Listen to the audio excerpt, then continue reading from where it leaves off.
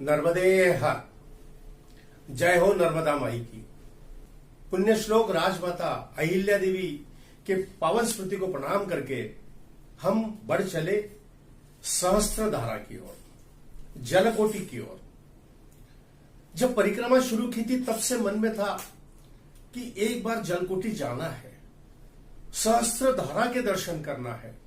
जहां सहस्त्र बाहु या सहस्त्र अर्जुन इसने मां को रोकने की कोशिश की, वहां मां ने किस प्रकार सहस्त्र धाराओं में बहकर वहां से आगे बढ़ चली, यह सब देखना था।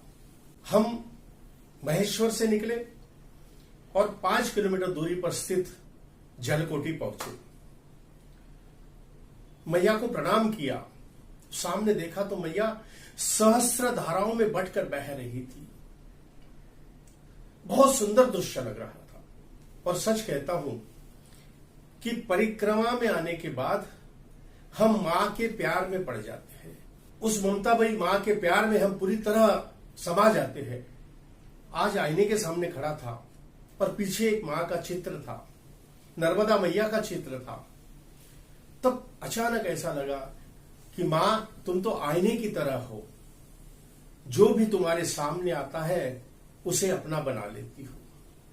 और सच में मां हर किसी को अपना बना लेती है। नर्मदा मैया हर किसी को अपना प्रेम देती है, हर परिक्रमावासी के साथ रहती है। कई लोग मुझे पूछते हैं कि हमें कोई परेशानी तो नहीं होगी। कल भी मुझे एक फोन आया था, तब भी उन्होंने कहा कि मुझे कोई परेशानी तो नहीं होगी, मैं अकेला जा रहा हूं। तो तब मैंने कहा कि आप अकेले कहां हो, मैया आपके साथ है। और सच में हर परिक्रमावासी के साथ मां रहती है, हर परिक्रमावासी के साथ मैया रहती है। किसी भी प्रकार की परेशानी नहीं होती है। आइए सहस्त्र धारा की ओर बढ़ते हैं। जब सहस्त्र धारा में जाकर हमने किनारे पर खड़े रहकर मैया का दर्शन किया, तब यहां सहस्त्र धारा में जो कथा है उस कथा मन में आने लगी। नर्मदा पुराण में एक बहुत सुंदर कथा है कि नर्मदा मैया का जन्म अमरकंटक के मेकल पर्वत पर हुआ था। इसीलिए नर्मदा मैया को मेकल सुता कहा जाता है। नर्मदा मैया को रेवा के नाम से भी जाना जाता है। अब यह मेकल सुता रेवा माई के बगिया में जिसका बचपन हुआ, और धीरे धीरे धीरे धीरे नर्मदा मैया रेवा बड़ी होती चली गई। तब पिताजी को उसके शादी की चिंता सताने लगी, मेकल राज को उसके शादी की चिंता सताने लगी। और तब उन्होंने संदेशा भेजा, सभी राजाओं को संदेशा भेजा कि जो भी गुलबकावली का फूल लेकर आएगा उसके साथ रेवा का विवाह किया जाएगा, मेकल सुता का विवाह किया जाएगा। अब कई राजकुमार आए, कई राजकुमारों ने कोशिश की गुलबकावली का फूल लाने की, लेकिन कोई नहीं ला पाया। क्योंकि गुलबकावली का फूल एक राक्षस के कब्जे में था। पूरे विश्व में गुलबकावली का फूल आज भी सिर्फ अमरकंटक पर मिलता है। माई के बगिया में गुलबकावली का फूल आज भी हमें देखने को मिलता है। तो यह गुलबकावली का फूल लाने के लिए कई राजकुमार आए, कई राजकुमारों ने कोशिश की, लेकिन कोई यह फूल लेकर नहीं आ पाया। लेकिन एक राजकुमार जिनका नाम था सोनभद्र, राजकुमार सोनभद्र, यह गुलबकावली का फूल लेकर आ गए और मेकल सुता के साथ सोनभद्र का विवाह तय हो गया। अब शादी की तारीख नजदीक आ रही है। मां रेवा को लगा कि एक बार राजकुमार सोनभद्र को मिलना है, शादी से पहले एक बार उनसे मिलना है। तो मां रेवा की एक बहुत ही करीबी सहेली थी जुईला। उस जुईला को राजकुमार सोनभद्र के पास में संदेशा लेकर भेजा गया। मां ने उसे जुईला को राजकुमार सोनभद्र के पास भेजा। जाते समय जुईला ने कहा कि मेरे जो कपड़े हैं वो ठीक ढंग के नहीं है, अच्छे नहीं है, तो आपके पास कोई अच्छे कपड़े हैं तो मुझे दे देना, कुछ गहने हैं तो मुझे दे देना, क्योंकि मैं इतने बड़े राजकुमार के पास जा रही हूं तो अच्छा लगना चाहिए।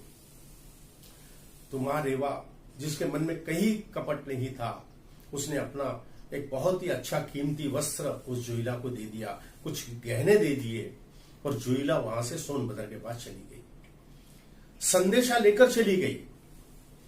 लेकिन वहां जाने के बाद में जोइला के मन में कपट आ गया और उसने राजकुमार सोनभद्र से यह कहा कि मैं ही नर्मदा हूं, मैं ही रेवा हूं, मैं ही मेकल सुता हूं। सोनभद्र ने भी उसके जोइला के बातों पर भरोसा कर लिया, विश्वास कर लिया।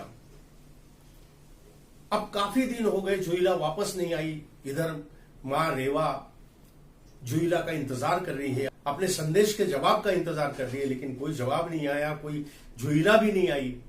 आखिर मां रेवा से रहा नहीं गया और वह निकल पड़ी सोनभद्र के पास। वहां जाकर देखा तो सोनभद्र और जोइला साथ साथ में थे। मां नर्मदा को, मां रेवा को बहुत गुस्सा आया, बहुत बुरा लगा, और वहीं पर मां रेवा ने सोनभद्र का त्याग कर दिया, जोइला का त्याग कर दिया। जोइला आज भी अमरकंटक से कुछ दूरी पर बहती है, लेकिन उसे अपवित्र माना गया है। और सोनभद्र, जिसका त्याग करके मां नर्मदा उल्टी दिशा में बह निकली, पश्चिम की ओर बह निकली, और आगे जाकर अरबी समुद्र में, खंबात के खाड़ी में जाकर समंदर के साथ विलीन हो गई। जब मां नर्मदा उल्टी दिशा में बहने लगी, बहुत बुरा लग रहा था मां नर्मदा को। तो मां नर्मदा ने कहा कि मुझे खामोश देखकर हैरान न हो, कि मुझे खामोश देखकर हैरान न हो कि मैंने भरोसा करके धोखा पाया है, कि मैंने भरोसा करके धोखा पाया है। और सच में मां रेवा ने जोइला पर भरोसा किया और धोखा मिला। सोनभद्र की ओर से भी धोखा मिला। सोनभद्र भी सही में जांच पड़ताल कर सकते थे, लेकिन उन्होंने भी जांच पड़ताल नहीं की। और जब मां रेवा उल्टी दिशा में बहने लगी, तब सोनभद्र ने उन्हें रोकने की काफी कोशिश की, पीछे से काफी उन्हें पुकारा कि नर्मदा नर्मदा नर्मदा, यानी रुक जाइए, रुक जाइए। लेकिन मां रेवा वहां नहीं रुकी, और इसीलिए इसे मां नर्मदा कहा जाता है। नर्मदा, यही नर्मदा, यही मैया जब आगे बढ़ती चली। और एक चीज आपको बता देता हूं कि पूरे परिक्रमा में नर्मदा मैया के कई प्रकार के रूप देखने को मिलते हैं। कहीं वह बाल लीला करती है, कहीं युवावस्था में दिखती है, कहीं प्रौढ़ावस्था में दिखती है, तो कहीं वृद्धावस्था में दिखती है। कभी कभी हमें रुदन का भी नाद सुनाई देता है। तो यह मां नर्मदा जब आगे बढ़ती चली गई, जहां पर जल कोटि है वहां पर पहुंची, जहां सहस्त्रधारा है वहां पर पहुंची, तो उस समय वहां पर सहस्त्रार्जुन का राज था। सहस्त्रार्जुन जो बहुत ज्यादा अभिमानी था, जिसे अपने बल पर बहुत ज्यादा गर्व हो गया था, जो अपने मद में मदहोश हो चुका था, और उसने मां नर्मदा को रोकने की कोशिश की। और तब मां नर्मदा ने कहा कि मूर्ख, मुझे मत रोक, मैं तेजस्विनी हूं, मैं कुंवारिनी हूं, मैं आजन्म कुंवारी हूं, मुझे मत रोक। लेकिन सहस्त्रबाहु ने नहीं माना। सहस्त्रबाहु ने उसे रोककर जबरदस्ती शादी करने की कोशिश की, और तब नर्मदा मैया ने उसे कई बार समझाया कि देख, मैं कुंवारी हूं, तो मुझे रोकने की कोशिश मत कर। लेकिन सहस्त्रबाहु नहीं माना। तब मां नर्मदा 100 धाराएं बनकर इसी सहस्त्र धारा की जगह से, इसी सहस्त्र धारा से, इसी जलकोटि से आगे की ओर बढ़ चली। यहां पर मां का वेग, यहां पर मां का आवेग देखने जैसा होता है। और सच में ऐसा लगता है कि सच में सहस्त्र धारा, सहस्त्रबाहु के चंगुल से छूटी हुई सहस्त्र धारा मां नर्मदा बड़े ही क्रोध में यहां दिखाई देती है। यह देखकर, यह सुनकर और ज्यादा मां के प्रति प्रेम और विश्वास बढ़ जाता है।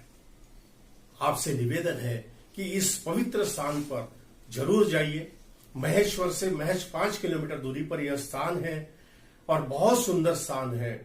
अगर आपको हमारे वीडियो पसंद आते हैं तो आपसे निवेदन है कि कृपया इस चैनल को सब्सक्राइब करिए, लाइक करिए, शेयर करिए, कमेंट्स करिए और कॉल करिए। धन्यवाद। नर्मदे हर।